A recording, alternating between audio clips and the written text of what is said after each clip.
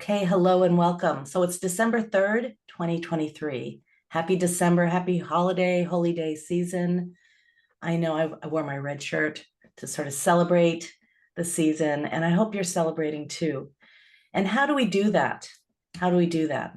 Well, I think the best gift, now this is so cliche, but the best gift you can give someone is your presence. And not just you being in the room, but you being harmonious, present to whoever's in front of you, to the moment, and being relaxed. This is effortless being. This is effortless being.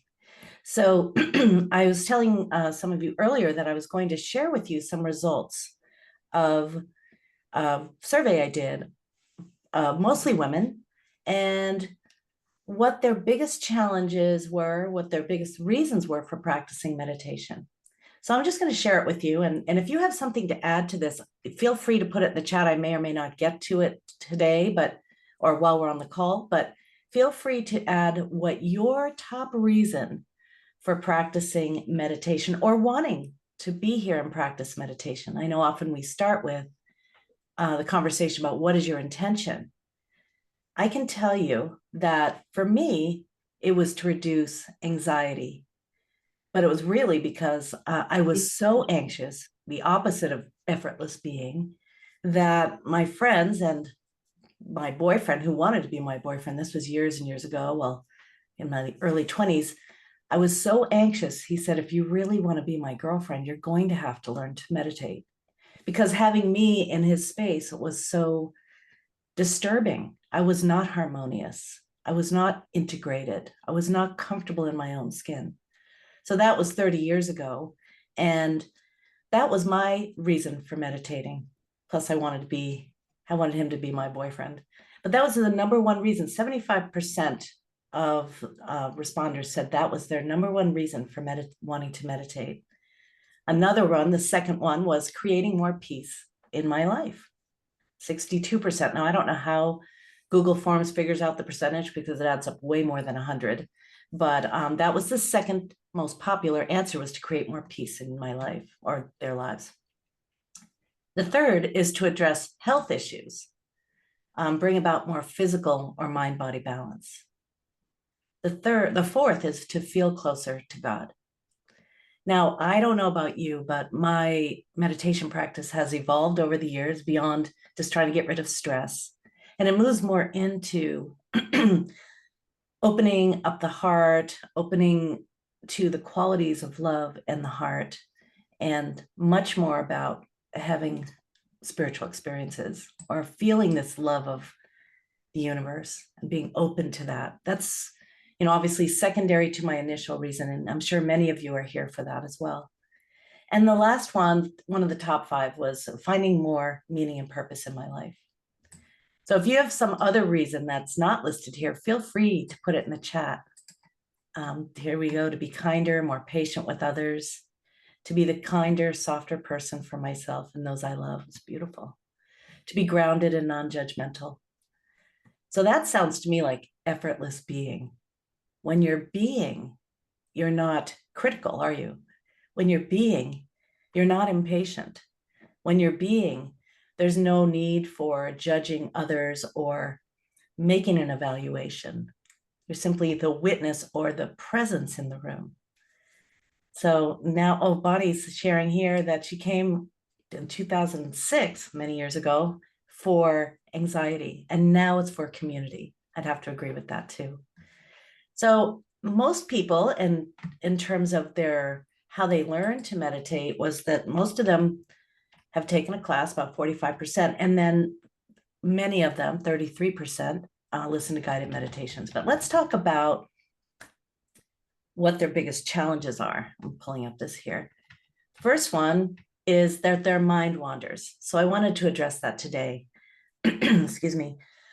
When your mind wanders in meditation, which it's apt to do because it's said you have about 60,000 thoughts a day. When your mind wanders, it's your job to notice when you're kind of off the meditation track and you're back into a shopping list or into a to-do list or into what happened yesterday.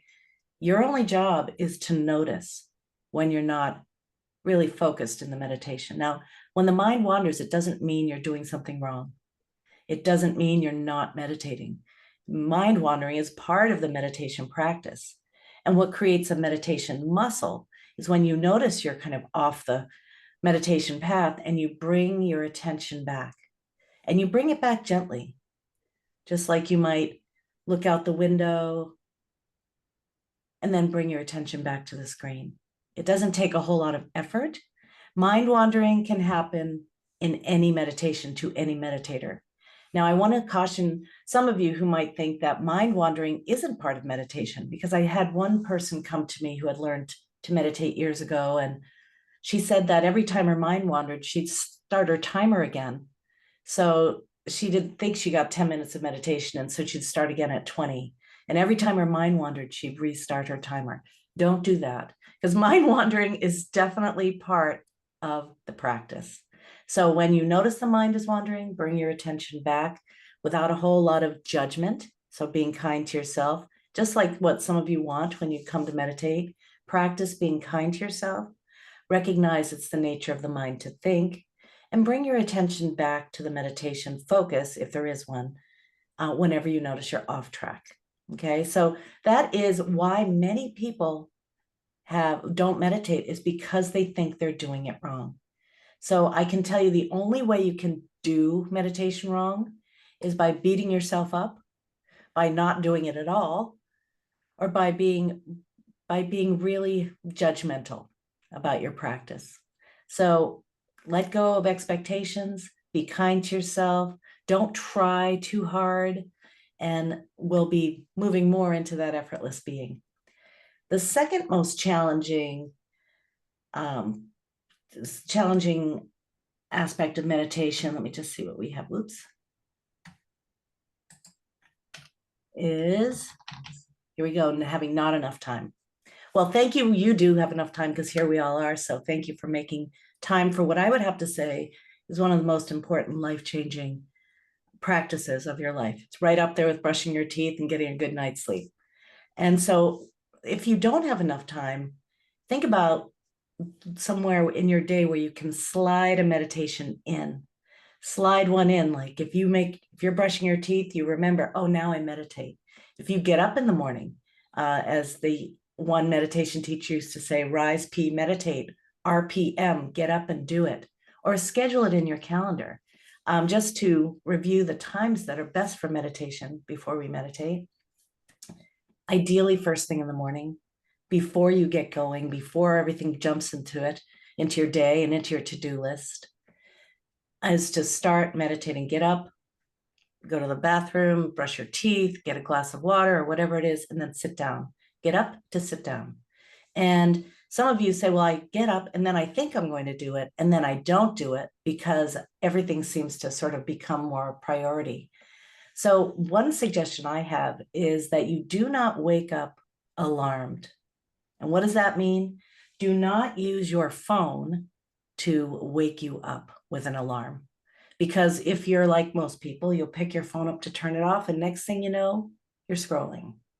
So do yourself a favor and get a regular, maybe a nice Zen alarm clock. Try not to alarm yourself, obviously, when you're going from sleeping to waking, but taking some time and coming out of your sleep slowly so you can be more present. I like to set some intentions for my day before I get up, to be present, to be grateful, and to practice contentment, to be practicing this contentment. And sometimes I choose to be kind. And it's just whatever three come to me in the morning, I kind of set them as my intention. I get up, and then I I sit in my living room and I meditate. And I meditate usually 22 minutes. So first thing in the morning is a great way to meditate, even though you're already rested, because it helps you to be less reactive in your day, more responsive in your day, and more in charge of your attention. The second time of day to meditate that I think is really important is what I call happy hour. What you do sort of before dinner, after work perhaps, before you eat. And this is what's going to slough off the stress that's been accumulating throughout your day. So ideally you meditate at around happy hour, anytime between 4 and 6. And that helps you actually to get a better night's sleep. Some of you meditate before bed, and that may be a habit you're into, but I would suggest, if you like, that you can meditate before dinner, because sometimes meditating before bed will actually open up the pathways of energy. And when that happens, you might feel re-energized. Even though you feel relaxed, you may have more energy. So the suggestion is this is a yogic suggestion, between 4 and 6 in the morning, between 4 and 6 in the afternoon, but not for 2 hours, anywhere from 10 to 20 or even 30 minutes. Okay, why 22 minutes instead of 20? Because I like that number. That's why. That's why. I have a friend, I think I've said this before, that has his favorite number is 9. So everything has to be add up to 9. So he'll do 18 minutes or 27 minutes. Doesn't matter, as long as you do have enough time to settle your nervous system, because the truth is that meditation works even if you don't think it does. Meditation works even if you don't think you're a good meditator. Meditation works even if you have a hugely busy mind. Meditation works because it's the actual practice that helps to settle the nervous system, not your will. You may have a lot of turmoil in a meditation, and quite often people would say that's a good meditation. In the transcendental meditation community, they call it unstressing, which means the stress is leaving the mind-body system. So if you get restless and bored, which is the next reason people don't meditate, it's natural. It's really that restlessness. You just want to stop meditating. But one of the essentials that I share with people is number 5, which is stay with the practice. So whether you've chosen 18 minutes or whether you've chosen 22 minutes, today we'll do about 20 minutes. We stick with the whole practice, even when the mind says, oh, this isn't working. Let's just go check our email, or this isn't working. Let's go take a nap, or I'm just going to listen to a podcast. Instead, trust the process. It's thousands of years old. And so if you can trust the process and stick with it, you will get the benefits of it. So that's what I have to say about some of those challenges. Now, one last challenge is some people find themselves in a really uncomfortable posture in the middle of their meditation. Now, we're not in a Zendo. We're not in in a tradition where you can't move. So you have 3 choices when you get uncomfortable. And I'm going to talk about physical discomfort first. The first is you can ignore it. That may be what you want to do. If you have a pain in your back or your neck, you might just say, I'm going to ignore it. Now that's enlightened. You might explore it, not exploring why the pain is happening, but exploring the actual pain.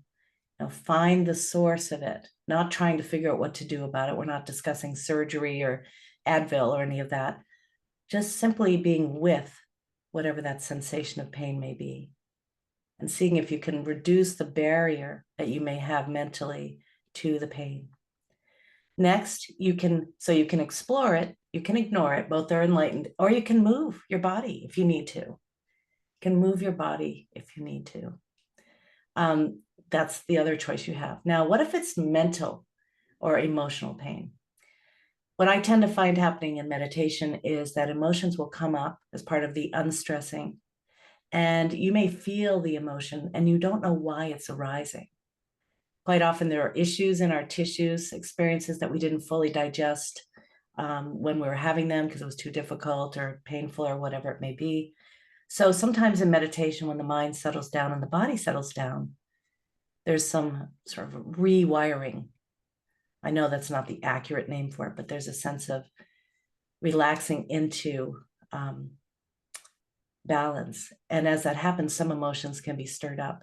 So your job is not to try and figure out why the emotions are here, just like you're not trying to figure out why there's pain in your back or neck or wherever. You just instead let it be here and pay attention to the tears as they go down your face, or the anger as it makes you hot, or whatever it may be, rather than trying to figure out why. Why is not a question for a meditation person, although I love to say why things are happening so that you know what's going on in there. Okay, I think we should get ready to meditate. Now, remember, you can ignore it, explore it, or move. And I'm going to sing a song to you after we meditate that will explain that. I just don't want it getting stuck in your head before we start.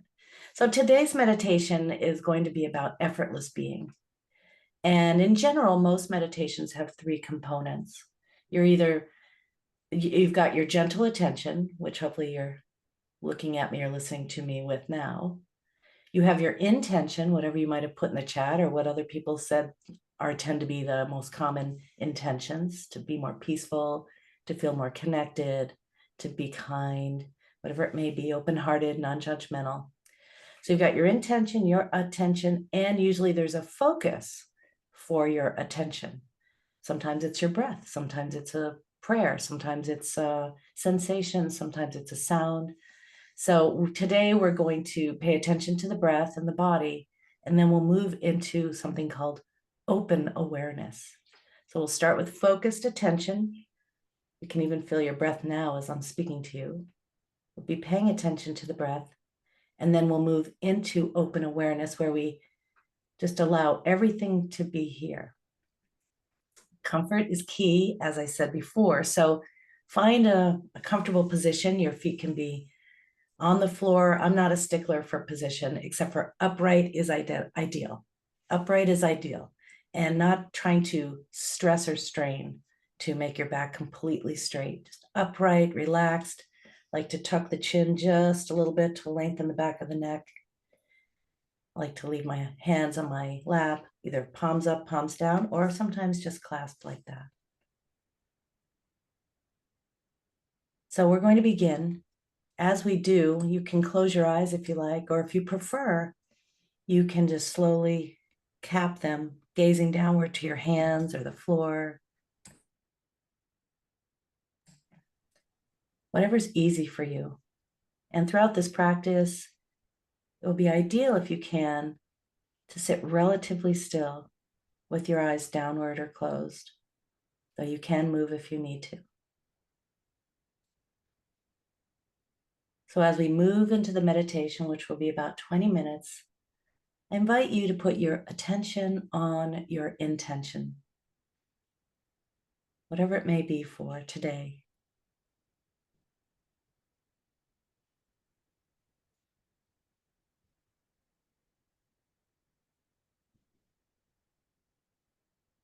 And letting that intention go as you planted it in your awareness, and begin to deepen your breath. Breathing in and out slowly and fully through your nose.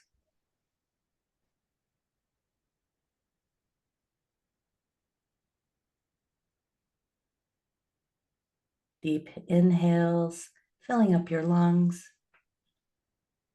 and full, slow exhales, emptying your whole entire rib cage and lungs.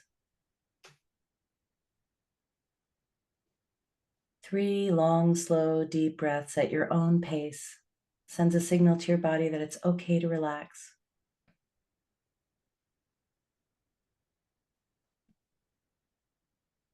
Activating the vagus nerve, the parasympathetic response. And then allowing your breath to return to its natural rhythm and depth. Throughout this practice, it's ideal if you just let your breath be without trying to regulate or control it, without trying to make it a certain rhythm or depth, letting it be natural.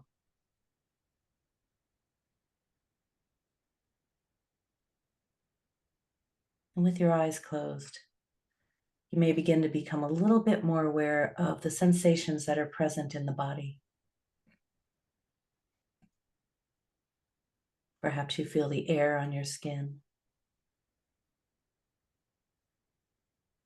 or the clothing as it drapes your shoulders, torso, legs.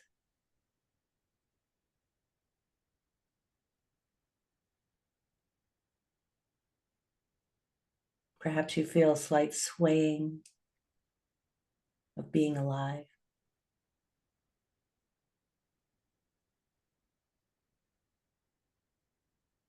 Perhaps you feel the way the body responds to the breath.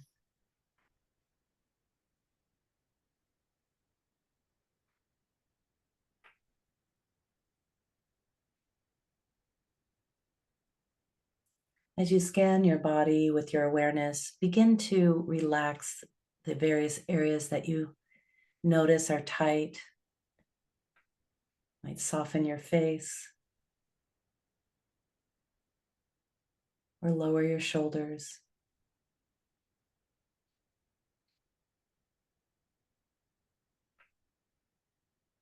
Softening your belly or your hips. Let go of any unconscious holding pattern you might have in the body.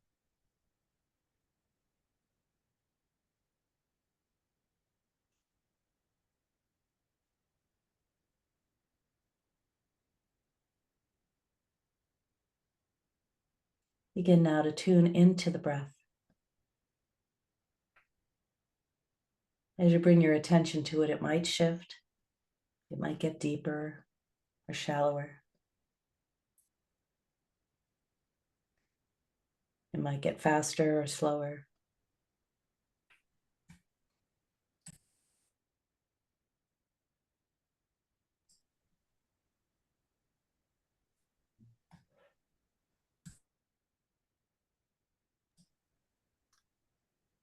Simply noticing the movement of the breath now as it moves in and out of the nostrils,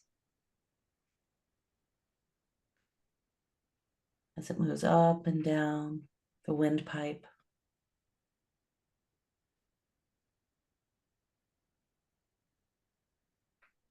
as it moves in and out of the lungs.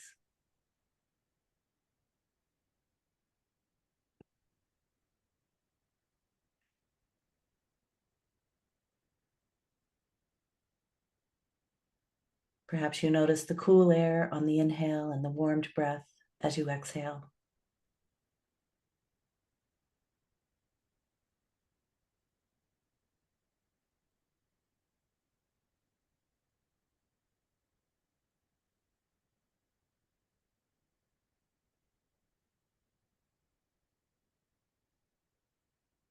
Perhaps you notice the pauses between each breath.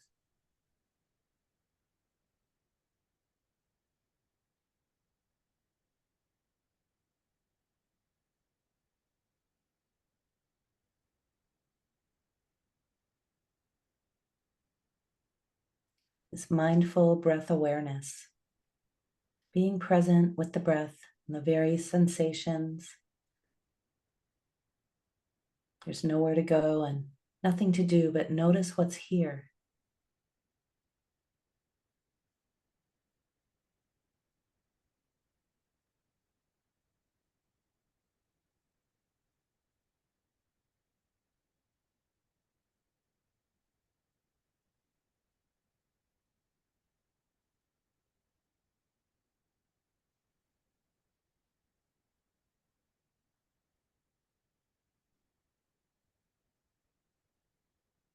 Notice the movement as it effortlessly moves the breath in and out.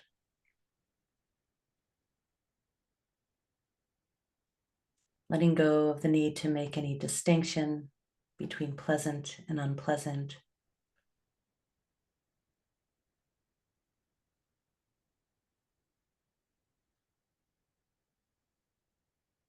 There's no effort required to be here and breathe. You're being supported by the chair, by this community. There's no effort required to be right here, right now.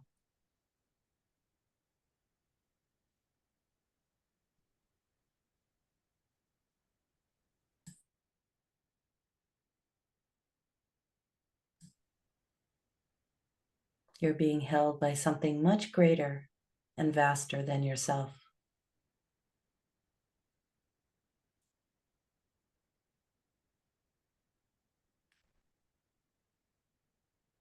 As you include your body in your awareness, allow everything in your body to be as it is. The movement, the stillness, the tingling, the circulation.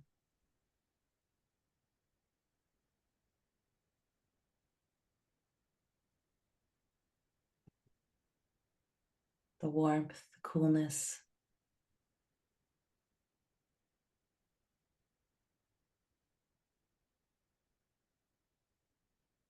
Perhaps you even feel your heartbeat.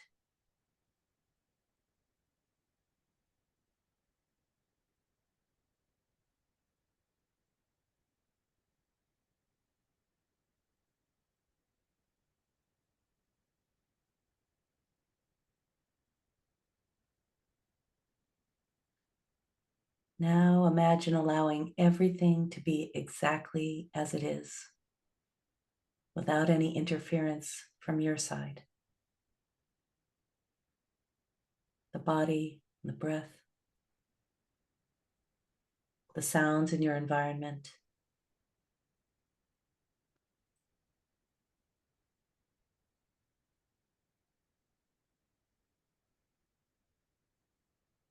Imagine receiving all the sensations and sounds without any interference. You can practice welcoming everything, receiving everything.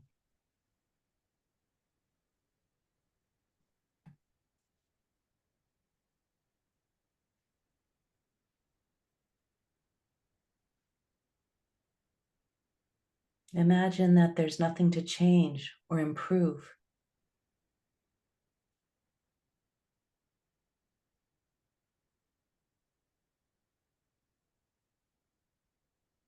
There's no need to compare this moment or this one to any other moment.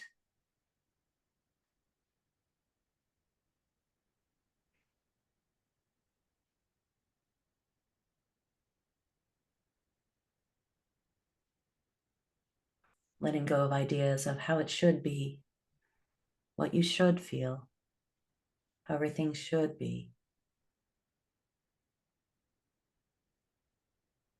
And settle into how everything already is.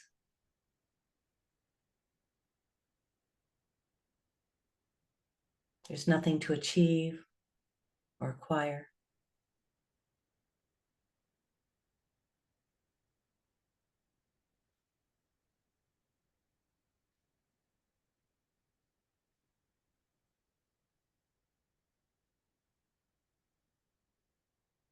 There's no need to judge yourself or anyone else in this moment.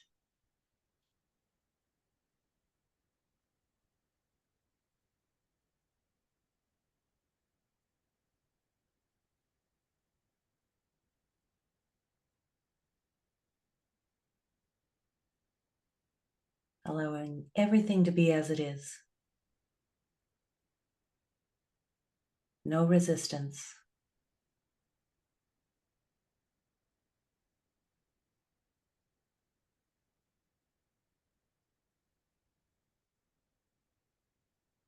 You might silently think, I accept everything as it is right this moment.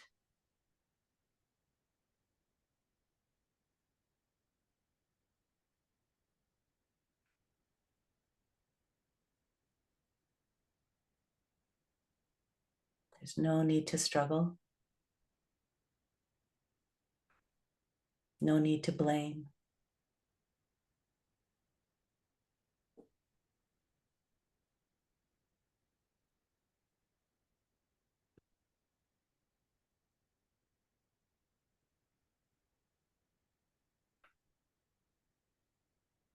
Simply sitting here, being you effortlessly.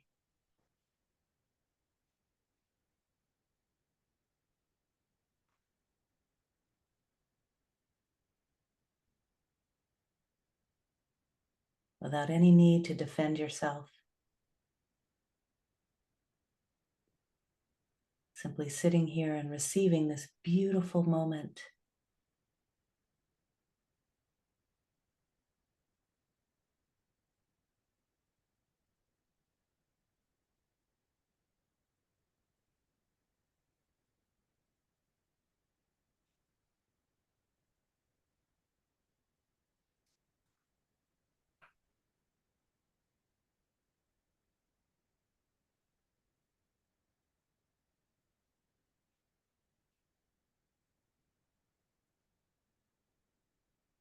In this moment, there is nothing missing.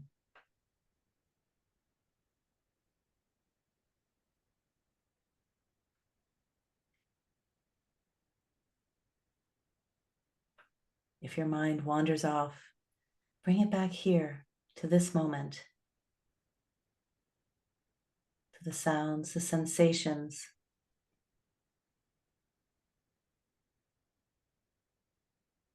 settling into this moment right here where your life is.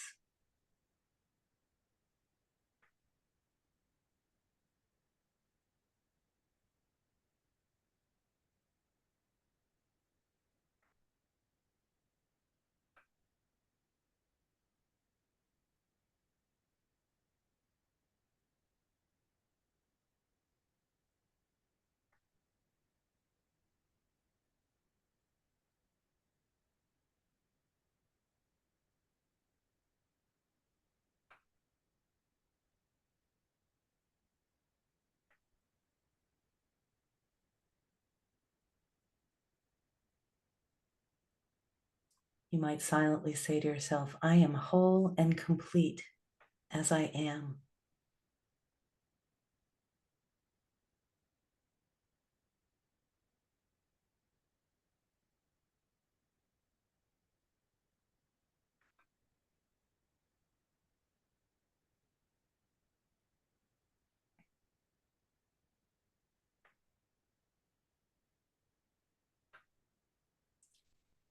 We'll be practicing this for a few more minutes.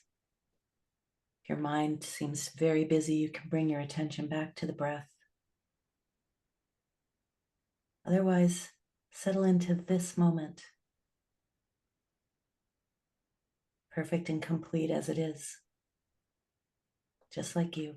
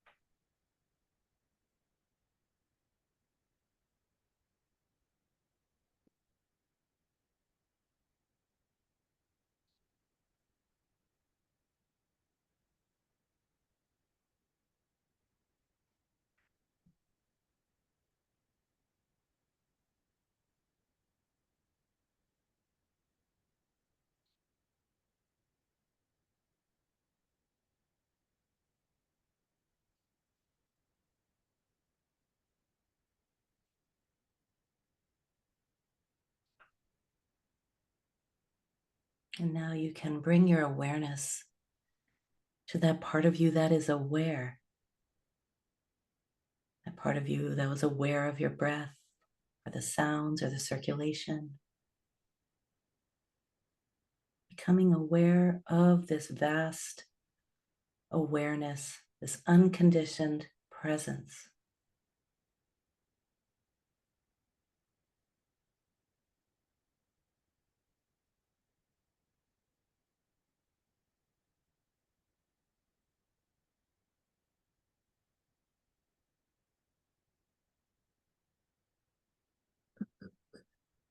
The qualities of this vast presence of you is the same qualities that we all have, this common humanity of care and love, compassion, acceptance,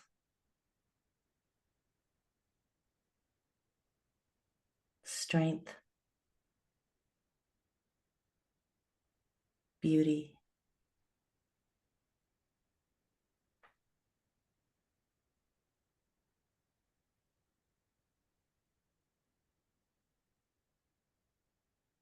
Becoming aware of your awareness. Who is listening? Who is meditating?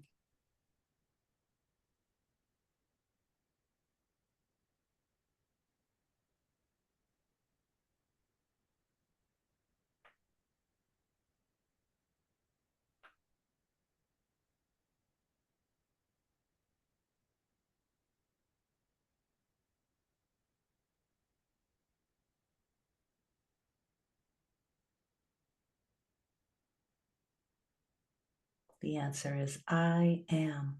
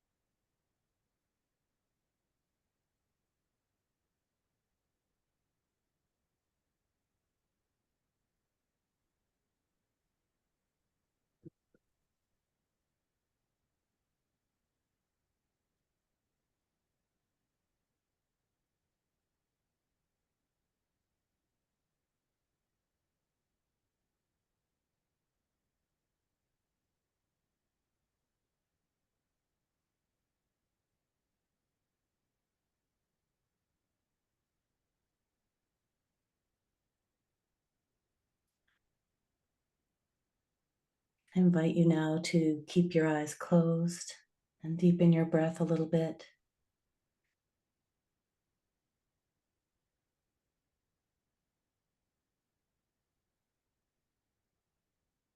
Invite some movement into the body.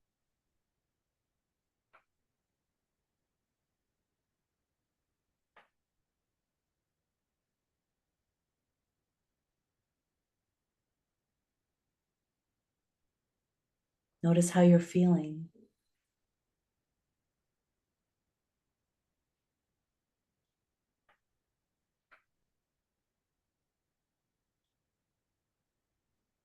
You might at this time decide to pray for the well-being and end of suffering for all beings on this planet in your own way.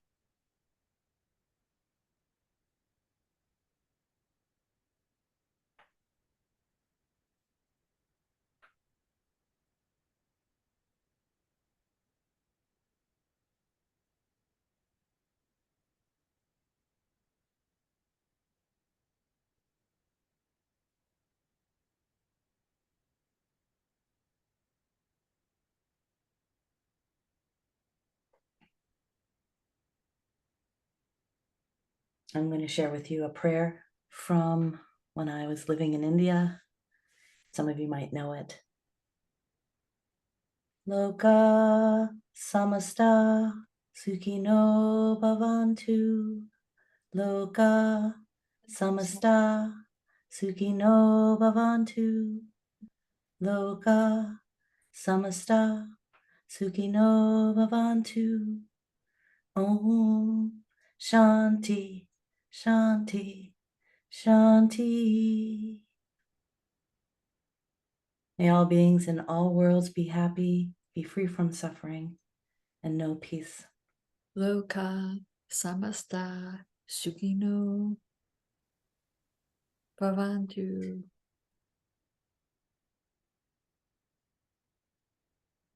When you feel ready, you can open your eyes slowly, first with a downward gaze, if you like, letting everything be as it is. Being versus doing. taking your time. There's no need to rush.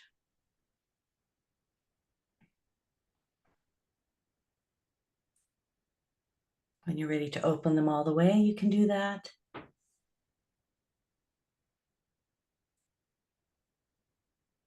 Thank you so much for being peace. Peace is a verb. Being peace. Effortless being. As the holidays come upon us, there may be plenty of opportunities to remember this meditation. You can do it with your eyes open. And remember, there's this aspect of you that is always peaceful. There is this I am before it is followed by mad, offended, judged, judging. Before all of that, there's I am. And hopefully, if you can remember to rest in being, you'll be able to create a lot more presence during the holiday season. Thank you for being here today. I'd love to hear how you are feeling. If you have any questions, here's a couple. Where did it go? When meditating, I often have attacks of meditating. It's distracting. I don't know if that's what you mean, attacks of meditating. Who is that there? I'm going to go ahead and let you unmute yourself, whoever asked that question, and share it again, so I can answer it properly for you. Does anyone have that question? VG? No? I wonder what that question is. When I'm meditating, I have attacks of meditation. Well, me too. Although I wouldn't call it an attack. I don't really know what that is. Let's see. Okay, well, I'm going to let that question go. If anyone does have a question, though, you can put it in the chat. I'm going to stop recording now. Thank you for joining us today.